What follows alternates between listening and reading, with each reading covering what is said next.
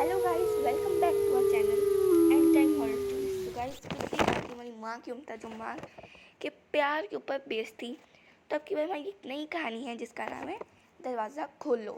विनय एक बीमा कंपनी में काम करते हैं। उनकी कंपनी उनको एक जगह से दूसरी जगह ग्राहक से मिलने के लिए भेजती रहती है, जिसके कारण वो अपना घर एक ठिकाने पर नहीं रख सकते थे। इस बार उनको नेपाल के छोटे से पहाड़ी इलाके में जाना था, करीब 1 महीने के लिए।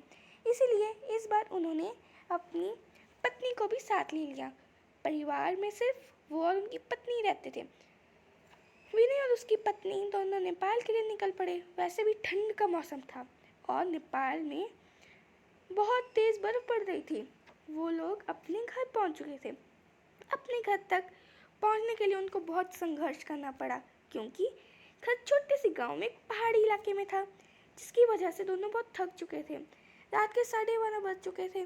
जहाँ वो रह रहे थे वहाँ दूसरे घर एक दूसरे से बहुत दूर दूर थे।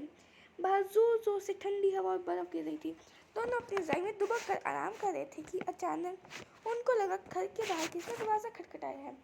फिर उन्होंने सोचा कि पता नहीं तेज़ हवा चलने की वजह से ऐसा हो रहा, इसलिए उन्होंने उसको अनदेखा कर दिया। अगली सुबह विनय जिस काम के लिए आया था उसके लिए वो निकल पड़ा और उसकी पत्नी घर में अकेली थी।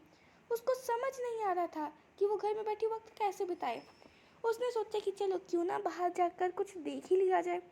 बाहर ठंड तो थी पर हवा नहीं चली थी, इसलिए उसने अपना स्वेटर पहना और बाहर निकलने के लिए तैयार हो गई। जैसे ही उसने अपना घर का गेट खोला, वैसे ही देखती है कि घर के पास बने एक खंबे के पीछे एक छोटा सा बच्चा खड़ा है, जो उसको चुपके चुपके देख रहा है। विनय की पत्नी ने उसको अपनी ओर बुलाया और वो नहीं आया और वहां से भाग गया। अगले दिन भी कुछ ऐसा ही हुआ। वो लड़का उसको फिर से घूरे देख रहा था। उसकी पत्नी ने बच्चे को पकड़ लिया और पूछा कि तुम यहाँ क्या कर रहे हो। उस बच्चे ने कुछ नहीं बोला, ना ही कुछ बताया। विनय की पत्नी ने उसके घर के बारे में पूछा, उसने फिर से कुछ नहीं बताया।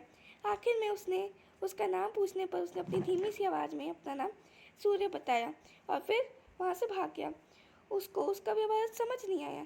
ये सिलसिला ऐसे ही चलता रहा। बच्चा उसको रोज़ रोज़ खंबे के पीछे से निहारता रहता। अगले दिन रविवार को वह दोनों घर की अंगीठी के सामने आग ताप रहे थे, क्योंकि बाहर की हालत बहुत ख़राब थी।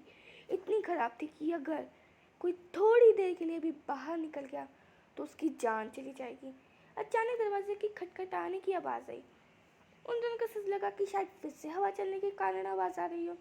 तभी फिर से दरवाज़ा खटखटाया किसी ने।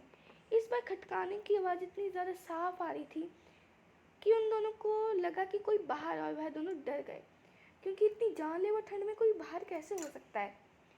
दोनों केवल एक दूसरे की मुंह की ओर देख रहे थे। अचानक दरवाजे के बाहर से धीमी सी रोने की आवाज़ आई। तभी विनय ने जोर से आवाज़ करके पूछा, कौन है बाहर। तो गाइस, जो आवाज़ आई थी धीमी सी रोने की, आपको क्या लगता है कि वो कौन हो सकता है?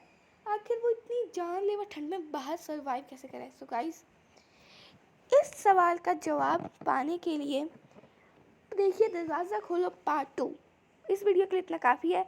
अब मिलेंगे नेक्स्ट वीडियो में। Till then take care, bye bye.